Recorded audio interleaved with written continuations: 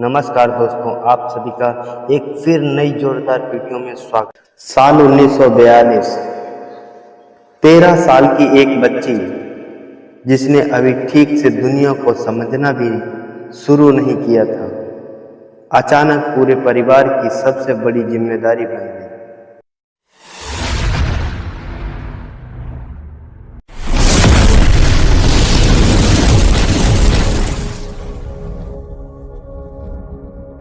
पिता नहीं रहे, घर की आमदनी बंद हो चुकी थी, रसोई में राशन कम था, लेकिन हिम्मत अभी बाकी थी। जिम्मेदारियों का बोझ।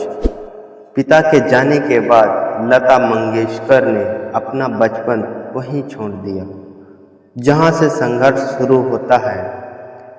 अब सुबह का रियाज केवल संगीत नहीं था, बल्कि परिवार का सहारा था। माँ की आंखों में चिंता थी। छोटे बहन भाई को समझ नहीं आता था कि आगे क्या होगा, लेकिन सबसे बड़ी बेटी चुपचाप अपने आंसू पोंछकर मुस्कुरा देती थी। पहला काम, परिवार के गरीबी लोगों ने सलाह दी,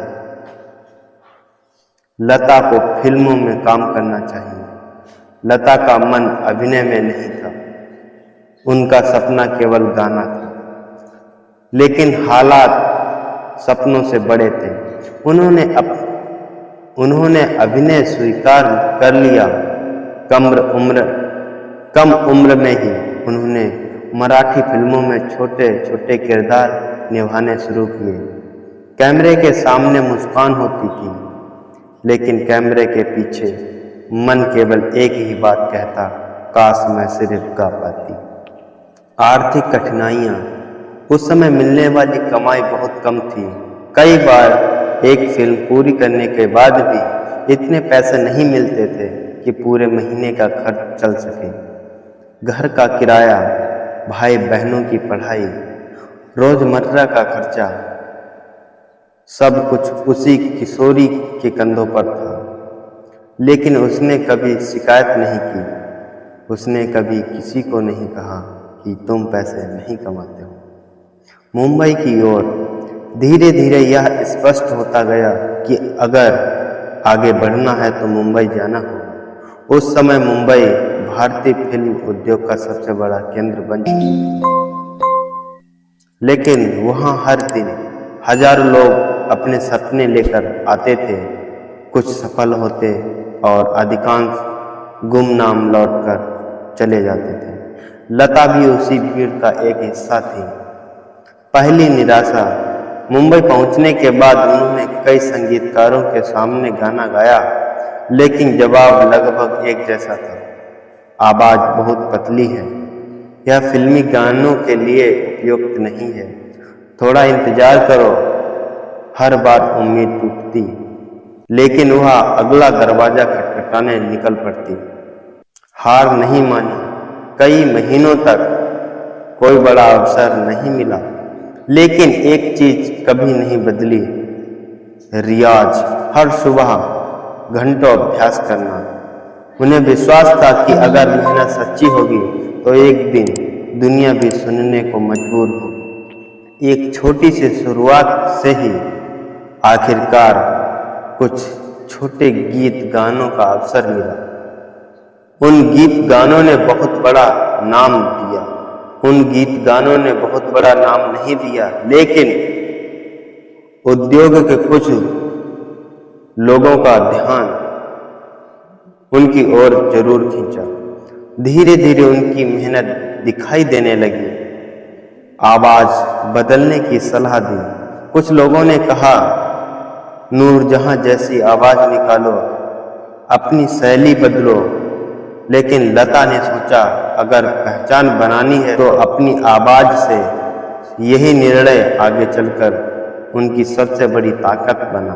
उम्मीद की किरण एक दिन ऐसी जगी, एक संगीतकार ने ध्यान से उनका रियाज सुना। उन्होंने कहा, तुम्हारी आवाज अलग है और यही अलगपन तुम्हें सबसे बड़ा बनाएगा। एक दिन तुम्हें सबसे अलग बनाएगा। ये शब्द उनके लिए नई ऊर्जा बन गए। धीरे धीरे प्रेरणादायक संगीत उभरता गया। मुंबई ने उन्हें तुरंत स्वीकार नहीं किया, लेकिन उन्होंने भी हार मानना नहीं सीखा। जिस आवाज को लोग बहुत पतली कहकर ठुकरा रहे थे, वही आवाज कुछ वर्षों बाद भारत की पहचान बनने वाली थी। संघर्ष अभी खत्म नहीं हुआ था, असली कहानी तो अभी शुरू होने वाली थी। देखिए कैसे एक गीत ने लता मंगेशकर की जिंदगी हमेशा के लिए बदल दी। लता मंगेशकर संघर्ष से स्वर सामग्री बनने तक कभी कभी इतिहास किसी राजा के हाथों में नहीं, बल्कि एक साधारण परिवार में जन्म लेने वाली एक छोटी सी बच्ची की आवाज से लिखा जाता है।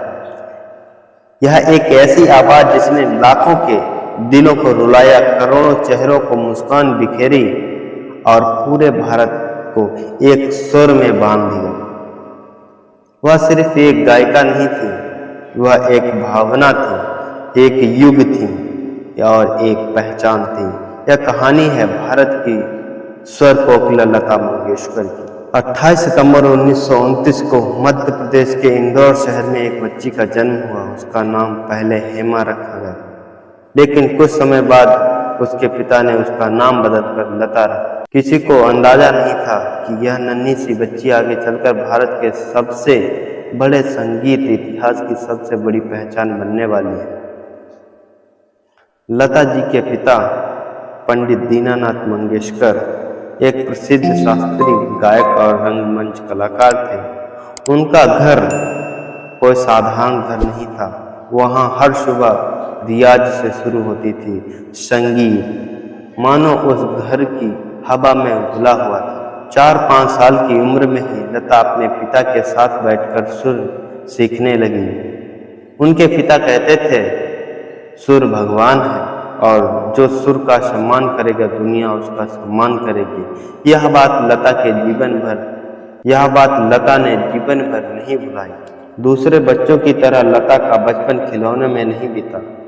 उनके खिलौने थे तानपुरा, हारमोनियम और रियाज। सुबह से लेकर शाम तक घंटों अभ्यास।